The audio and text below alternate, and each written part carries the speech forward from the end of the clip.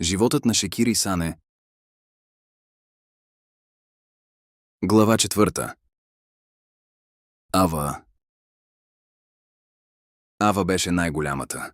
И може би точно за това никой не забелязваше колко често мълчи.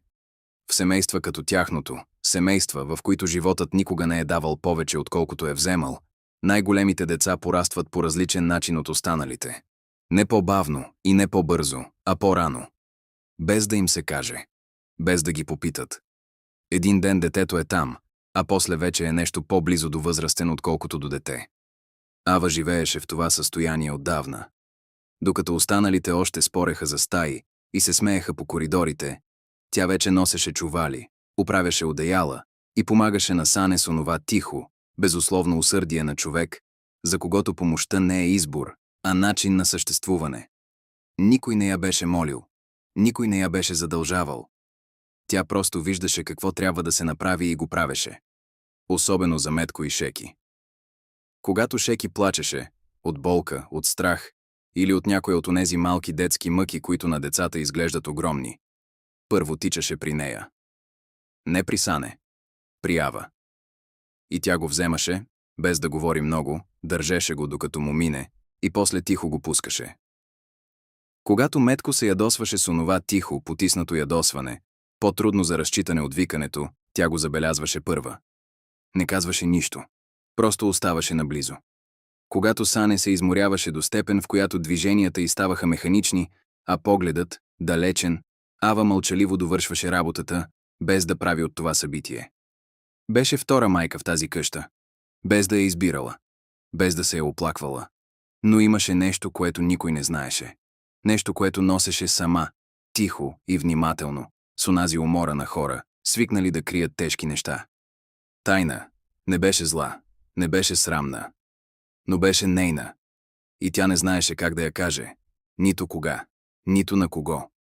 Страхуваше се най-много от едно. Как ще реагира Шекир. Баща й. Спокойният, тихият, музикалният Шекир, чийто свят беше изграден от звуци и доверие. Какво щеше да почувства, когато разбере? Дали щеше да замълчи?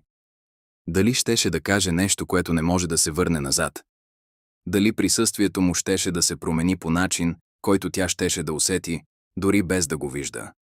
Затова мълчеше. И колкото повече мълчеше, толкова по-тежка ставаше тишината в нея. Не като камък, като вода, която бавно запълва място, от което няма изход. Ава беше пораснала в големия град. И градът беше оставил своя отпечатък върху нея. Не лош, не добър, просто различен. Градът учи човека на анонимност и скорост. Учи го как да бъде сред хора и пак да остане сам. Как да изчезва в тълпата, когато има нужда от въздух.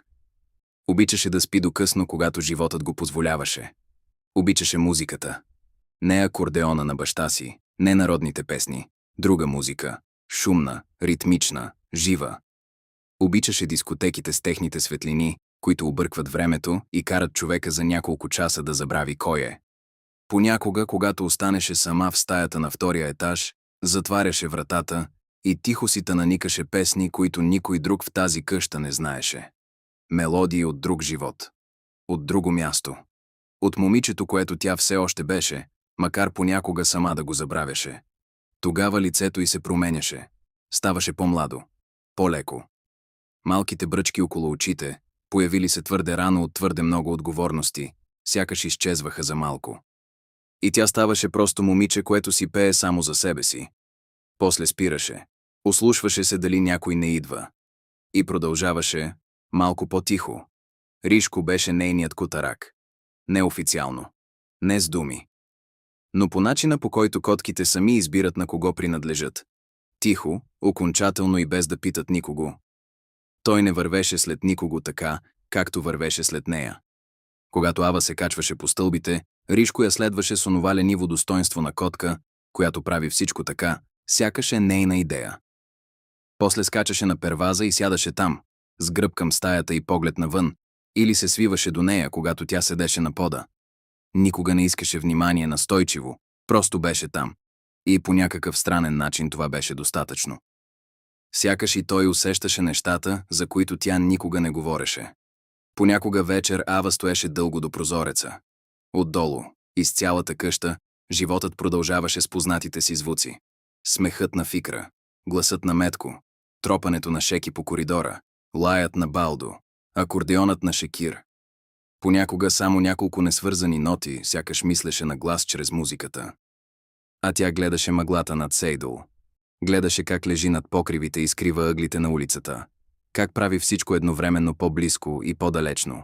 И мислеше за града, за светлините, за живота останал там и за онова, което растеше тихо вътре в нея. Нещо, което не можеше да се скрие зад мълчанието, зад работата, зад помагането на Сане и носенето на чували. Нещо, което всяка сутрин се надяваше, че е сгрешила. И всяка вечер знаеше, че не е. Ришко скочи на перваза до нея. Седна. Погледна навън. Тя също погледна навън. Колкото и да пазеше тайната си, тя щеше да излезе на бял свят. Не защото Ава щеше да реши да я каже, а защото такива неща не остават скрити завинаги. Скоро щеше да стане невъзможно да бъде скрита зад мълчание и работа. Но не тази вечер. Тази вечер тя само стоеше до прозореца, с Ришко до себе си, и слушаше акордеона на баща си, идващ отдолу, топъл, познат и неизменен. И се питаше как ли ще звучи всичко, когато думите най-после бъдат казани.